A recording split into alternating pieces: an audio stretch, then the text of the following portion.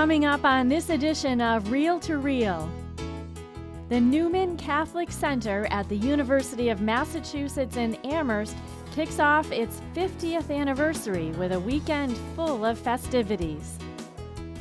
I'm Terry Hegarty. I'll be reporting from Jerusalem and showing you how one Catholic organization here is helping people throughout the Middle East. And Steve Kiltonick takes us back to the beginning with a look at 5 decades of service to Catholic UMass students and the surrounding community. These stories and more are just ahead on this edition of Reel to Reel from the Newman Catholic Center at the University of Massachusetts in Amherst. From throughout Western New England and beyond, this is Reel to Reel, your window on the world around you.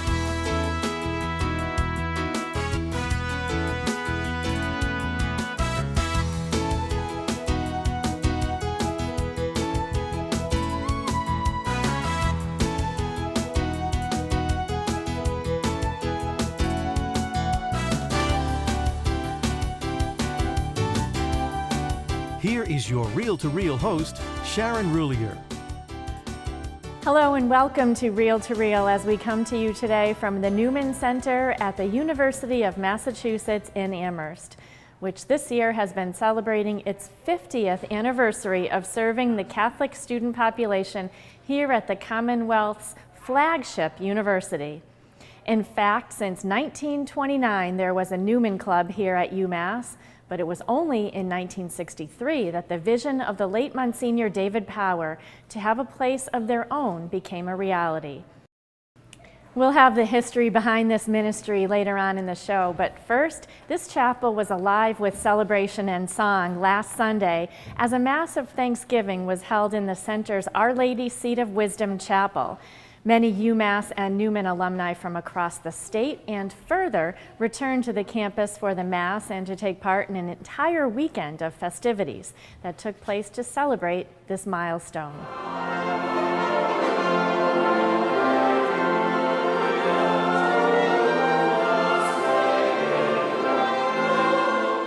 On October 13th, a pontifical Mass of Thanksgiving was held at the Newman Center's chapel to commemorate the center's 50th anniversary.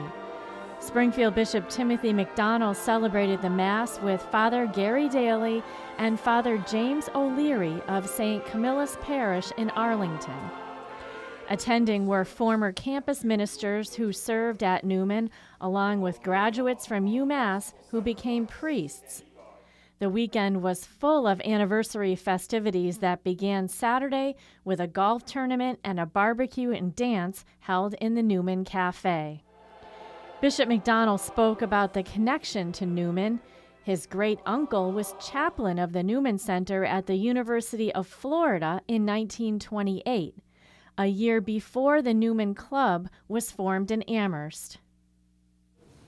It was a wonderful time for him, and I remember hearing stories as I was growing up about all the good that could be accomplished by a Newman Center on a college campus. I've seen the results of that good in my 9 years here in the diocese. Father O'Leary credits the Newman Club for starting him on his journey to the priesthood. I'm like the leper that came to the Newman Club, was inspired by the Newman Club, got the call, answered it, and have been a priest for 45 years. After the Mass, alumni gathered in the Student Union Ballroom for a gala dinner dance which featured a 7-piece orchestra.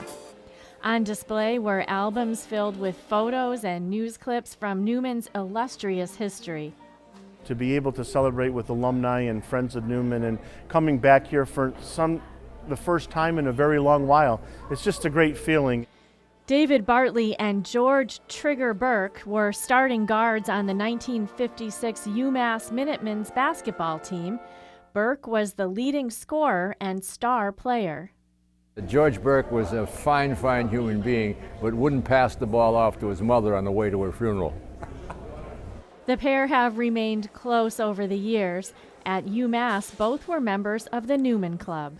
It gave me an opportunity to really understand more about my religion, to understand more about the university. I think it helped me in my studies, and it helped me as well to point out that education and the church go hand in hand. Nancy Stilson was on campus when the Newman Center first opened in 1963. It was like a second home. And we would go to Mass there. I would eat there very often. You could always find somebody to talk to. It was really an important part of my life here. In fact, I met my husband here. We were married 42 years. And even though you go through life and so many things happened, the experience of college and of Newman was so intense and so valuable that you just keep it alive. It helps you keep your faith alive. Newman Center was a very special place for them, because it was a place of refuge. Even those who predated the building found the Newman Club a place of refuge where they could come and to share Catholicism with other students. And so there became a bond because of that. And for many UMass alumni like Trigger Burke and David Bartley, the bonds that began at Newman have lasted a lifetime.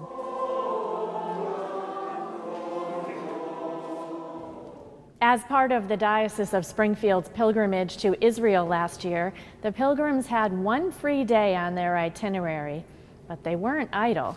8 of the pilgrims chose to use that day to see how the Pontifical Mission, a Vatican agency, is helping Christians and others in the Holy Land and beyond.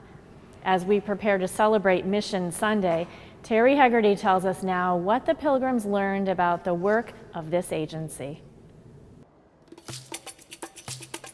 Helping Christians stay in their homeland has been the task of the Pontifical Mission for Palestine for more than 6 decades. Last fall, pilgrims from the Diocese of Springfield visited the Jerusalem offices of the Pontifical Mission, learning about the work of the agency through a talk and video presentation. And we're in the old city of Jerusalem, just inside the New Gate. The Pontifical Mission falls under the auspices of the Catholic Near East Welfare Association, headquartered in New York City. The 2 papal agencies provide for Middle East relief and development. The pilgrims learned that the Pontifical Mission was founded by Pope Pius XII in 1949 as a humanitarian organization to help Palestinian refugees. Following World War II, British rule of Palestine was terminated, the State of Israel was founded in 1948, and the Arab-Israeli War began. Hundreds of thousands of refugees were in great need across the Middle East. 1/3 of the 750,000 refugees from Palestine were Christian. Today, in the land of Jesus, only about 10% of residents are Christian. Palestinian Christians are a minority among that minority, representing only 2% of the total population. Those 2% often face blatant prejudice and persecution. The office that the diocesan pilgrims visited in the old city of Jerusalem is just a 5-minute walk from the Church of the Holy Sepulchre. And of course, it's very easy to visit the holy sites and not really see the people, in a sense, because the focus then ends up being really the stones, the churches, the holy sites themselves, without really seeing the actual work of the Church in the Holy Land. Pilgrims saw some of that work firsthand as they visited St. Louis Hospital, just a short walk from the office. The Pontifical Mission has granted funds to the hospital for renovations that need to be done so that the hospital can stay current with Ministry of Health mandates. The Catholic hospital cares for people who are terminally ill no matter what their faith tradition. In some instances, Christians, Muslims, and Jews reside in the same room. Sammy says the services of the Pontifical Mission are available to people of all faiths. And the critical part about it is it's all done with the Christian values at the heart of what is done, whether it is in education, whether it's in healthcare, hospitals, orphanages, clinics, or what have you. The services are provided with the Christian values at the heart, and this is what makes these institutions of the Church unique in many ways, really. And these are the living stones. Father Gary Daly, spiritual director of the pilgrimage, says that of all the sights that the pilgrims enjoyed throughout the week, Taking a day to see the hands-on work being done to keep Christianity alive in the area was very touching.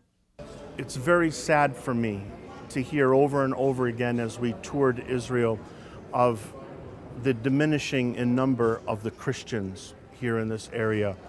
To visit the hospital that they have here in Jerusalem was a very moving thing for me, to be able to see the sisters at work here and the various people who work in the hospital to assist people who are dying. And to know that it's not only Christians there, but Jews and Muslims as well being taken care of, and everyone is working together. Working together has meant helping people in the Middle East for more than 60 years. The diocesan pilgrims also celebrated a Mass in the hospital chapel, where a sign of violence from the past is represented in a stained glass window. This depiction of St. Francis not only shows that he suffered the wounds of Christ, but it shows where a bullet passed through his heart decades ago, a reminder of the violence that once flared around the facility. Recently, in a time of relative calm, the Pontifical Mission has been able to focus more on the developmental aid rather than humanitarian aid. The pilgrims then traveled to an example of a developmental undertaking known as the Beit Safafa Housing Project. The nearby 8-year project, which was nearing completion last October, was coordinated by the Pontifical Mission. The Beit Safafa housing development here will provide a dream come true for more than 70 families. Home ownership, a dream that would not have been possible without the involvement of the church. Christians would not have been able to get the building permits nor the mortgages needed to purchase their own homes here without the backing of the Catholic Church. The land is in East Jerusalem in a Muslim neighborhood that borders West Jerusalem.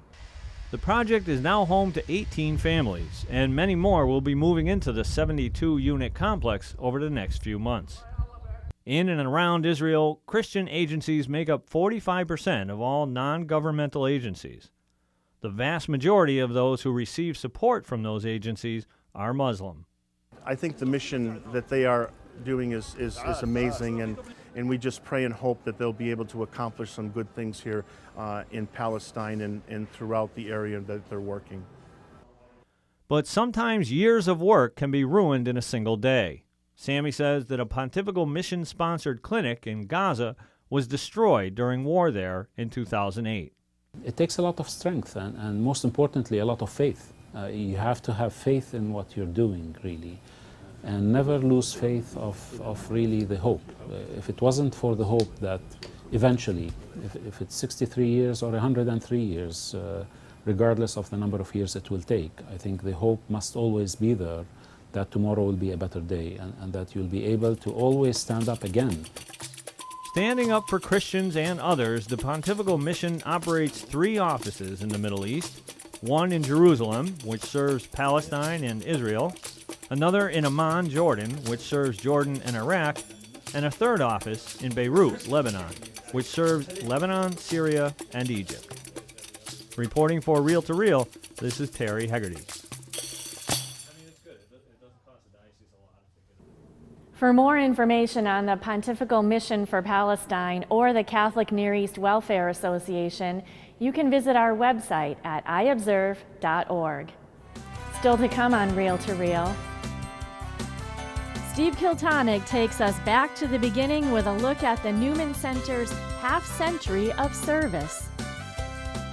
It's just ahead on this edition of Reel to Reel from the Newman Center at UMass. Where charity and love prevail, there God is ever found. The Chalice of Salvation, your weekly spiritual connection. I'm Passionist Brother Terence Scanlon, your Chalice host, inviting you to join us Sunday morning at 10. Join us this week as we welcome Father Donald LaPointe and celebrate Mission Sunday. The Chalice of Salvation, your spiritual connection, Sunday morning at 10 here on 22 News. And joining me now is Mark DuPont, Director of Catholic Communications for the Diocese of Springfield, to talk to us about the October campaign for the Catholic Mirror. Welcome, Mark. Hi, Sharon. Nice to be with you. Now, we've been talking in recent weeks about the October campaign to help parishes with the Catholic Mirror. How are things going? Well, they're going fabulously. I mean, we've got a tremendous response already from our readers. Well over 1,000 surveys have come in paper form and even more online. And a number of people have made very generous donations to help their parish's expense for the Catholic Mirror. So it's been a huge success. And what are you learning from the surveys? Well, not to brag, but we're learning that people love the Catholic Mirror. They love the variety of articles and columns that are contained within it. They really find it to be a very inspiring magazine that helps them in their faith. Now, there are some people who are concerned about the cost, but I want to remind people that cost is less than 63 cents an issue. I'm not sure how much more you can expect out of that small amount of money in helping to spread and inspire the faith. You know, people are very good about attending Mass and participating in church functions, but the Catholic Mirror is about much of what Pope Francis is trying to have us do, and that is go beyond the boundaries of our parishes, reach out to people, to inspire people where they are in their lives. And I think the Catholic Mirror is a perfect vehicle. So I think people who wonder about that expense should realize, 60,000 households, inspiring stories. It's just a wonderful, wonderful avenue for our Catholic faith. Can people still participate? Absolutely, people can still participate. We really love to hear from our readers. We want to know what they like and don't like about the magazine, what things they'd like to see us do in the future. We welcome their input and their feedback. We're proud of what we've accomplished, but we know we can do better, and so we want that feedback. And also, the parishes very much could use the assistance, the financial assistance, to pay for their part of the Catholic Mirror expense. So if they haven't done so already, I really encourage our viewers to take part in the survey and to consider a donation to the Catholic Mirror. Well, thanks so much again, Mark DuPont, for being with us today. Thanks, Sharon, for having me. I appreciate it. And I join Mark in urging our viewers to complete the survey and consider a donation. If they haven't done so already, you can do so online at iobserve.org. Finally today, when the Newman Center was built here at UMass, John F. Kennedy was the only Catholic to serve in the White House, and he was still in office. Pope John XXIII was pontiff, and Vatican II had convened only once in Rome. And while there's no place like home, as Dorothy would say on The Wizard of Oz, the Newman Center here has been the next best thing, a home away from home for thousands of Catholic students over the last 5 decades. In our last story today, Steve Kiltonick returns with the story of Newman and its long history in the diocese. I find this as a place of refuge where we can really separate ourselves from all the things that happen in everyday life, and it's really a nice place to come and pray and speak with others that share the same faith. It's so easy at this big university to feel singled out and that you're by yourself. This Newman community for me has been a real big part of my college career. Everywhere you go, it seems as if people are challenging your faith, challenging your beliefs, and here's where you can come and kind of recharge. It really is a place that people can come and be themselves and practice their faith and not feel judged or feel like they have to act a certain way to impress other people or to fit in. The voices just heard are students who talk about their experiences at the Newman Catholic Center. Over the last half-century, thousands of students have walked through the welcoming doors of the Newman Center on the campus of the University of Massachusetts at Amherst. Whether it's to study in the library, enjoy a meal at the cafe, participate in the many recreational activities or social events, or simply to relax and escape from the often chaotic life of a typical college student. Here, one can also live out their faith.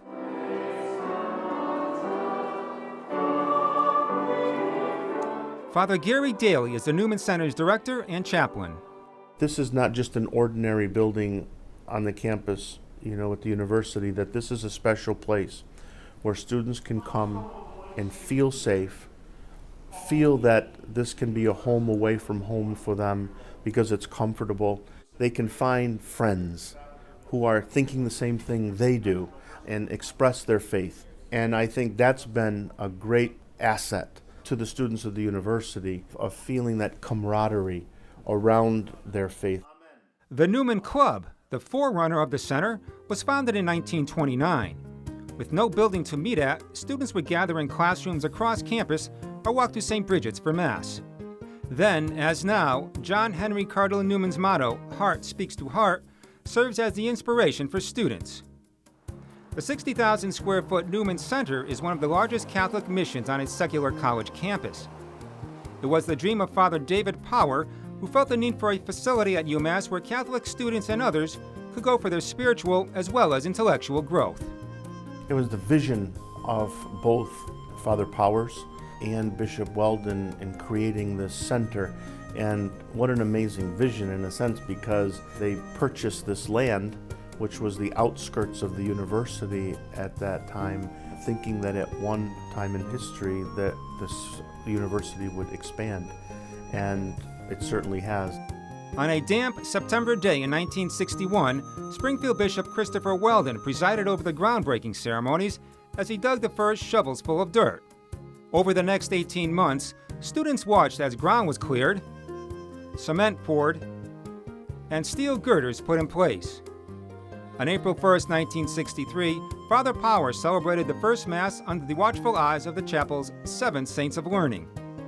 And on May 15, 1963, the Newman Center was officially dedicated, with Boston's Richard Cardinal Cushing the presider at the Pontifical Mass.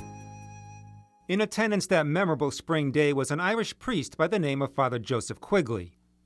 Known by his thick bottle-cap glasses, Father Quigley embodied the spirit of the Newman Center and became a legend on campus. The Quiggs, as they would refer to him, and many of the priests called him in the diocese affectionately, was a character.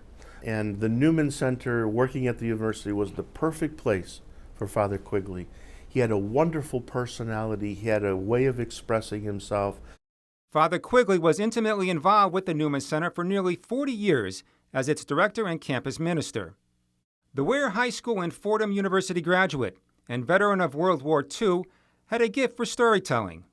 Oh, he annoyed me. He would make these, old jokes, and he was always like, the Irish are better than the Polish and all. And people would laugh and laugh, and I think, why is he doing that? And because he was doing it. It was the way he was. Father Quigley became known for his spiritual and humorous three-point sermons, the best of which he recorded on a CD. Students can still recite Quigley's phrases like, "Don't do a half-baked job," "Don't creep and crawl," or "Ask God to give you a hand." He offered this advice before finals. First, find your book. Second, find out the professor's name. That's at least worth 10 points. Get a decent night's rest, at least 6 hours. Do what you can reasonably and leave the rest to God. That phrase became Father Quigley's signature statement and would follow him throughout his Newman years. It has a prominent place in the Quigley Room, along with other memorabilia. Father Joe Quigley would talk about himself as an underdog, cockeyed Quigley, or he'd talk in the challenges of being a corporal, and he'd bring in these stories. And it was his way of saying, look what God did with me. That can happen with you. And he really believed it. Father Quigley passed away in 2005 in the 50th year of his priesthood. One of UMass's most respected and successful alumni, who has become synonymous with the Newman Center over the years, is George Trigger Burke. For 4 years, Burke was a standout guard on the UMass basketball team. In 1956, he was the first player ever to lead UMass in both scoring and assists during the same season. To have his shirt retired along with Dr. J's, the same number, as a matter of fact, hanging in the Mullen Center, just indicates what a great athlete he was, number one, but also the dedication he has to the university. While athletics gave Burke instant recognition, it was his faith, passed on by his mother, which gave him his true inner spirit. She just was a wonderful woman, but she gave me the greatest gift I've ever received in my life, and that was my Catholic faith, which I have to this day. I believe very deeply in the church. After his playing days at UMass and one pro season with the Boston Celtics, Trigger Burke went on to a successful law career as the mayor of Quincy and district attorney of Norfolk County. Burke's office in Quincy is filled with memorabilia from his athletic and legal career. Despite his success, Trigger Burke never forgot his alma mater. He received the Newman Medal in 2005. Burke also founded the UMass Athletic Hall of Fame, which is named in his honor. He's been a very significant person for us. We have the Burke Lounge as a result of that, and a stained glass window in the chapel dedicated to him, and he's very proud of being part of the Newman Center. The Newman Center also serves UMass staff and members of the community.